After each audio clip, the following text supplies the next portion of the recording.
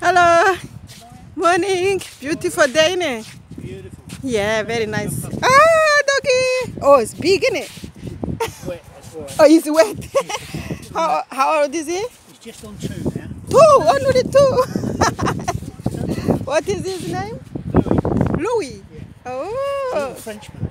Is it? Yeah. Is it French? French. French name. French Basset Hound. What, sorry? It's a French Basset Hound. Ah, That's why he's long and no legs. I see. Did you get it from France? No. Yeah. From Southampton. Ah. Oh, it's so good. Have a nice day. Well, they're going to put the lifeboat out. Sorry? They're taking the lifeboat out. Ah. Just down there. You'll see all the men. Yeah, I'm going to have a look. Yeah, they'll take it out to that one up there. Wow, it's nice. Have a nice day. You have a nice day. Bye. Okay. Hey, mwabonye se ko tuvuga ubutumwa bwiza no kugenda nyine uvugisha abantu buhoro buhoro bamenya buri ubutaha nzabatumira mu rugo mbahe ka cyayi tuganira ibya Yesu nuko abavuga butumwa tugomba kubigenza ubu ni ishuri twajemo umuntu wese ariga nyine uko agenda uvuga ubutumwa bwiza aho Imana yakohereje nababwiye ko ndi umukangurambaga ndimo ndagukangurira gusenga no kuvuga ubutumwa bwiza nubishobora ntabwo ari agahato birakorwa nubishaka no wiyumvamo uwo muhamagaro niba wiyumvamo umuhamagaro nkuko mwiyumvamo tuzafatanya uzamfasha ndakomeza kukwibutsa kuri kumwe na Jose turakomeje rero urugendo rwo gukomeza kugenda mpura n'abantu mbaganiriza gusa mbabaza amakuru yabo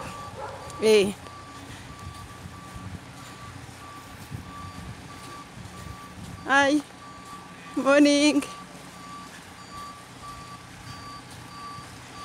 Kandi urebye abantu n'abantu beza rwose. They are so nice people. N'abantu rwose bafite urugwiro, bafite urukundo, bakuganiriza, batanakuzi wenda. Nukuvuga ngo nta gutinya kuko Imana yanyije kuducira inzira zo kuvuga ubutumwa bwiza. No kujya nyine aho ishaka ko tujya tugera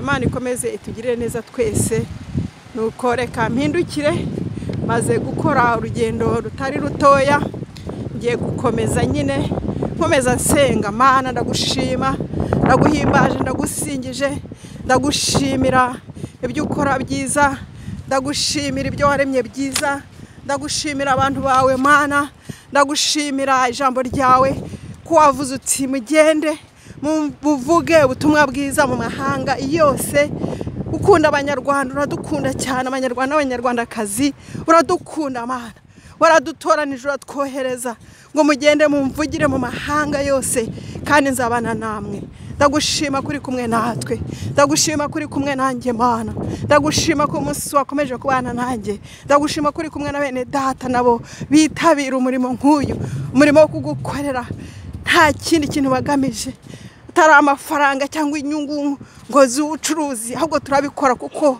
waduhamagaye kubwo kumvira haleluya ndagushima Mana gukomeza kutubana no kutugirira neza no kuduha umugisha kandi hari byinshi byiza cyane uzakora mu buryo bw'umwuka urakoze Mana umugisha abagabo bari gutembera n'imbwa zabo bagirire neza Mana ndabasabiye umugisha kandi ubahe umugisha wo kumenya agakiza urakoze mwami kubikoze ndagushimye mu izina rya Yesu Kristo haleluya oh haleluya komeza wigaragaze Mana komeza wihesha icyubahiro matakuzi komeza wihesha icyubahiro mu mahanga yose komeza wihesha icyubahiro wadutumye mwami mbaraga zawe zikomeze zigaragare buntu bwawe bugaragare Mana oh haleluya umugisha buri wese twagiye duhura umugisha buri wese Mana aba batarakumenya bakumenye ndagushima ko amasengesho ari urufunguzo kandi amasengesho y'abizeye